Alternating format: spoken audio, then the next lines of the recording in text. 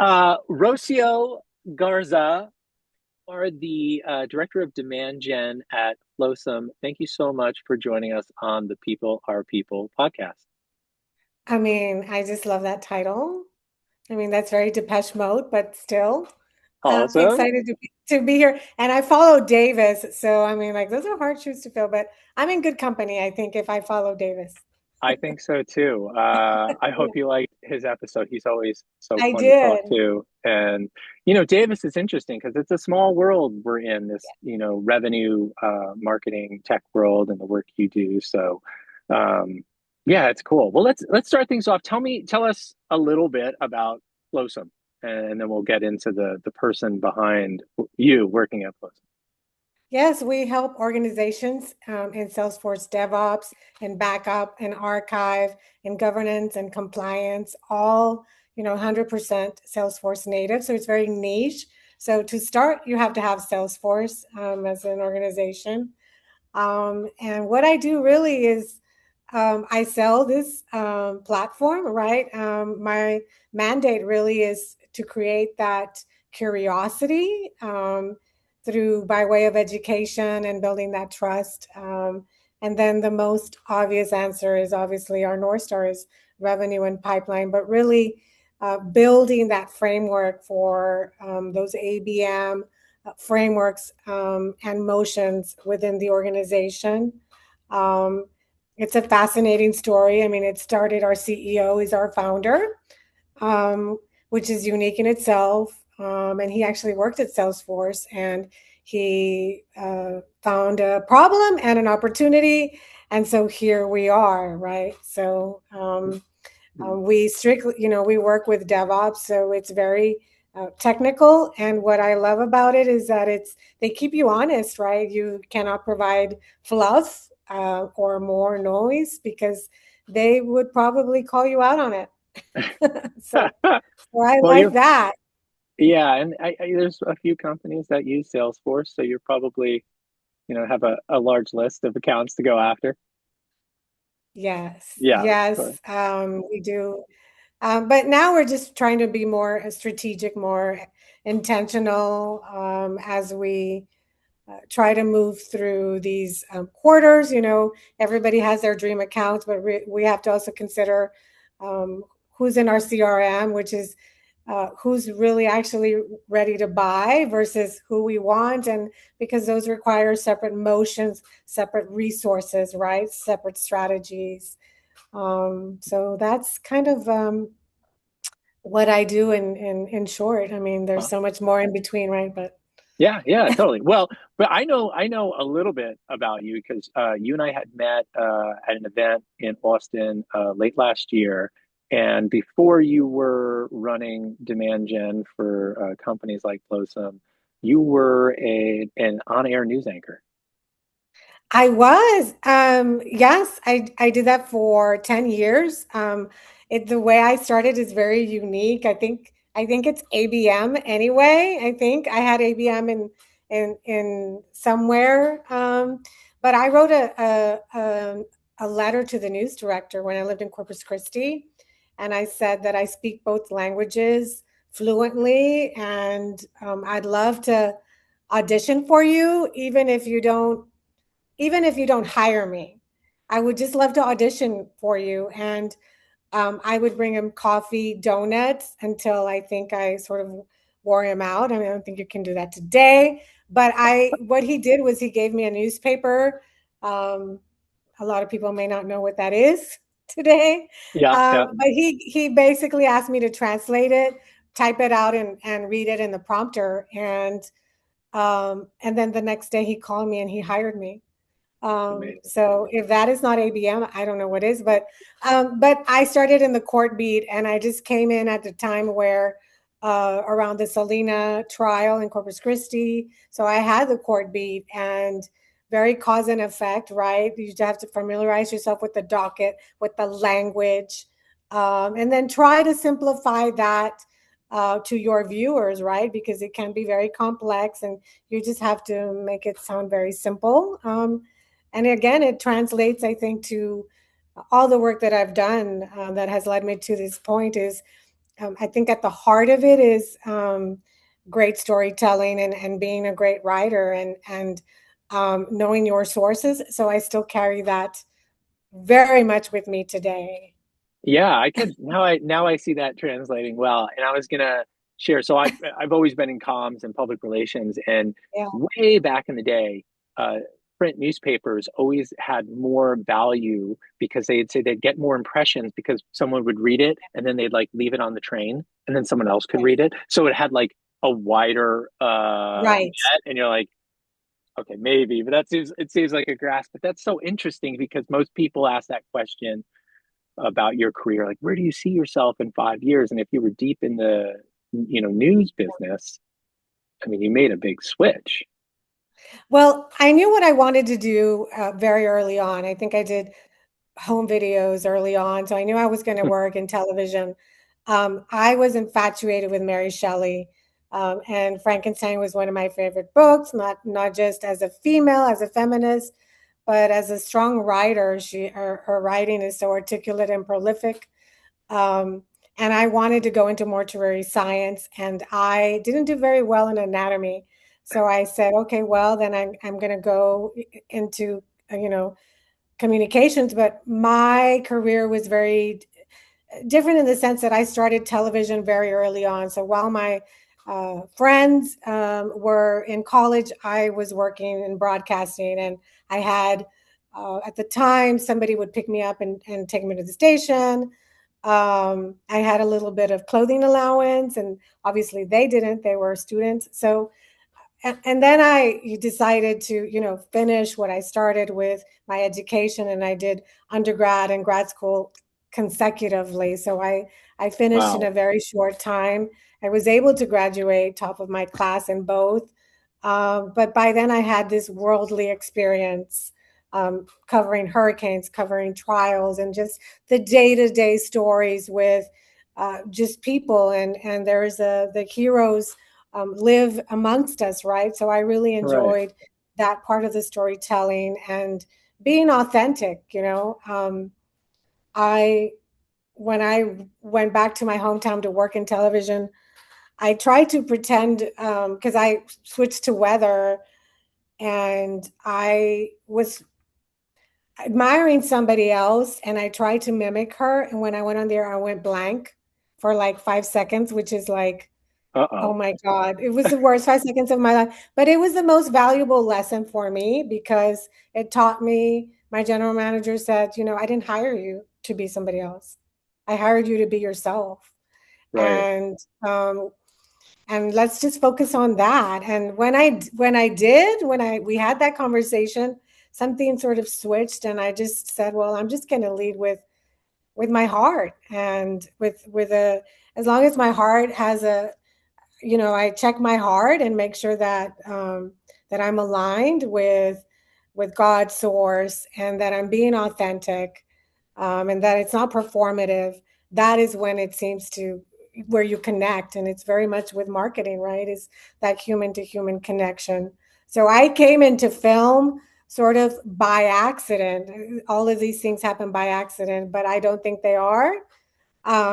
Really, between the O.J. Simpson, uh, Bronco Chase, and Anna Nicole Smith, I was like, well, this is not what I thought journalism was going to be like. And um, I moved to Austin, and I auditioned for a student film, and I got the role, and which is very strange. But she did tell me, my director was female, and she said, you really need to work on your craft. You really need to you need to work on, you need to have more tools in your toolkit, Hmm. and you need to get an agent as your, and I just thought, okay, those are two things I can do. And so that is what I did. And I had an agent for, 6 months into moving to Austin. And so, um, yeah, and I think it's very funny because I never booked roles as a reporter, but I booked other roles. But I did study Meisner with the Laurel Vouvray here in Austin, and she studied with Sandy Meisner. So I studied Wow. for 3 years. But I was working in tech. All of this was going on while I was working full time in tech. going to grad school. But I enjoyed that time in my life. I really did. If I went to IMDb and put in Rocio Garza, would I find something? Yes, you would. You would because Amazing. I hired I had a writer put my story together, and then those IMDb credits, they get added on by the team on whatever project you're working on. But um how that connects to the work that I do now is I felt like it was a natural transition. I had was very lucky to work for a startup for 7 years that IPO during COVID, and then my first role outside of that was at BMC Software on the ABM side of the house, and the people at a BMC Software. Really, my boss was became my mentor. She's still my mentor today. And I had done an Awesome. internship at Bazaar Voice, and he's still my mentor today. So I value a lot of those relationships, and there is something that I've learned from each and every one of them that has brought me to this point. So it's very unique, but um, I think for me, the research is really an intricate part of the work that we do, and telling the right story, right? Yeah. Yeah. Talk more. I'm interested. I mean, I could talk to you about a bunch of things. The IPO is interesting because I was also at a company that during COVID also IPO'd, so we could Yeah. chat there. But I'm more interested in this idea of a mentor Yeah. because obviously it's a great idea, but like, how does someone go about getting a mentor, right? And what does that relationship look like for you? Is it a weekly call? Is it once a year? Like, how often are you Yeah, chatting? it's for me. I just give them, like, we sometimes it's just providing updates, and my one of my former bosses is one of my best friends and still a mentor. She's on the sales side of the house. So it's a very unique conversation for me to have Hmm. because she works on the other side, and I'm in marketing. She's in sales, and it makes for a very rich dynamic. And then we have a history with an organization, and then we find we have a lot of things in common. So for me, with her, I mean, it's a check-in 2 or 3 times a week, but it's really like, how are you, like, how are Yeah, you navigating your life today? Like, if we were, let's not always talk about work, and we don't always talk about work, right? Because I'm no longer in that organization. But for me, it's really about being a good listener, and it's really practicing the law of reciprocity, right? It's not just about me. I want to be able to also be a resource, be a listener, and just be here, be fully present. right, right. Yeah. It's so, I think listening is a skill that a lot of Yeah. people can work on, especially, even for myself. I'm interested in your thoughts on it. It's like sometimes you go to a mentor, or for me, I actually go to my wife a lot, and she's like a Yeah. genius. And you almost want them to validate what you're feeling, and then when they don't, and you're like, well, I just wanted you to make me feel better, not tell me the right thing. It's like they're Yeah, listening, I but don't they're always want anybody to tell me like what I want to hear. I think the ones relationships I value are the ones that keep me honest, and there's a level of trust to be able to have those conversations openly, right? right. In a way that is compassionate, empathetic, and not is not trying to trigger anything, right? So for me, those Yeah. are the ones that I valued. I think, Bizarre Voice is where I started my career. I was an intern, right? There was 15 of us, and I was one of many. So Hmm. and it was that transition of television to tech. That was really my first job, and I'm like, wow, I'm not. This is very different, right? So Right, right. But I would imagine that you got so many skills and so much experience from that, whether it's just meeting different people and seeing how certain people, communicate and talk to you, and just, creating that EQ muscle, right? That, then yeah, translates into a corporate world where you're trying to navigate. projects Right. and teams and people together. So, did that happen? Was that a big thing for you? Yeah, I mean, I think it was a natural transition, but you when you have a seat at the table, you have to make sure that you use it wisely and strategically, and always be prepared and over prepared with what you want to articulate. I always go back to the business value. So for me, just having two or three points, even when I did today, if I go into meetings, whether it's pod review, big bet accounts or whatever, I always come prepared, over prepared with two or three suggestions. Hmm, And I think that comes from being in a newsroom for 10 years, and you have to come up with ideas. You cannot come up to the desk, to the team desk where we would meet. You have to come up with two or three ideas every single day.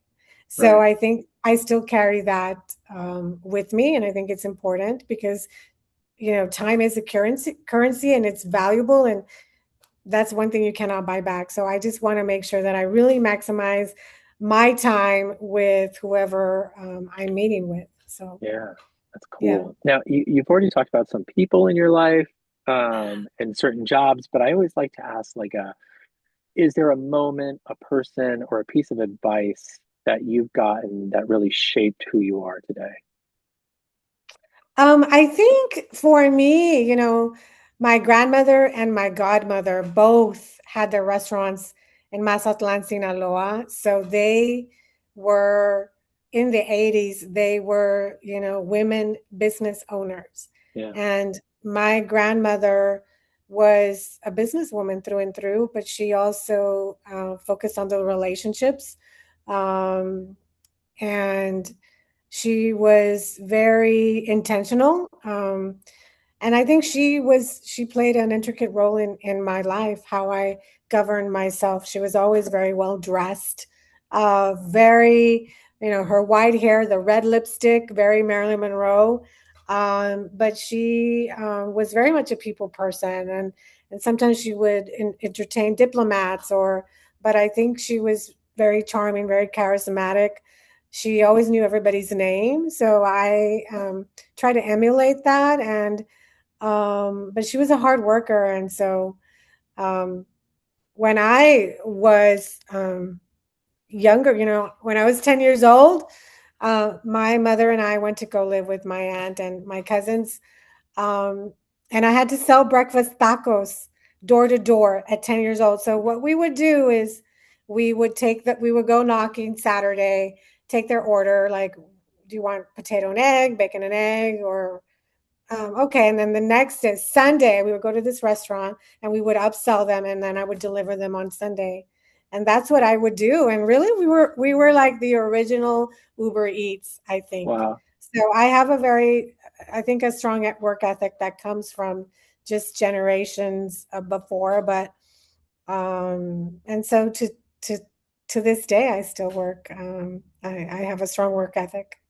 I love it. And it seems like, I mean, a thread that I'm seeing is you're always talking to people. I mean, at 10 years old, to knock on a stranger's door, I mean, it's probably your neighborhood, but I'm sure in some Yeah. instances you don't know the people who are going to open up. And, a 10-year-old is young. I have a Yes. 9-year old, and I'm like, that's young, to knock on a door Yeah. and say, hey, what can I get you for breakfast? What taco do you want? So there's the, Yeah, and just I mean, my mom and my aunt were behind me. They were there, but they would let me knock. I had a legal pad, and then they would say, "Well, we really would like coffee. Can you also include coffee?" I'm like, "Well, let me ask. Mom, can we include coffee?" They're like, "Sure, we can include coffee." So like, I was just getting all of this research, all of this before AI, I suppose, in my neighborhood of what everybody liked, and really what I was selling is convenience, really, right? Is you don't have to leave, and I'll bring this to you. And we would sell barbacoa by the pound or the breakfast tacos, but people seem to like more by the pound because you can do more sure. with less, right? So it was just fascinating, and I think I knew everybody by then, right? Because I would knock door to door. So, but at the end of it is that human interaction. My mother doesn't speak English, so I've always said that I was the voice for her, right? Because she doesn't speak English. She never wanted to learn English, but somehow she's gotten by. Yeah, So I and love it. she's yeah, and I think one time she had uh, there was these Jehovah Witness selling these velvet Elvis paintings, and they were in the living room, and she was getting ready to write a check, and I'm like, Mom, we don't need this. I mean, but so That's so good. That's so good. So you jumped in and said, well, thank you. We're okay with the thank you. velvet. We're okay. I think we're not going to Yeah. spend $50 on this. Yeah, I love it. I just love that story so much. I think we should stop there because you shared such great stuff. Yeah, Ro, thank you so much for joining, yeah. and congrats on the role at Flowsome, and I'm sure we'll follow along. So, but appreciate you joining. Oh, thank you. Have a good rest of the day.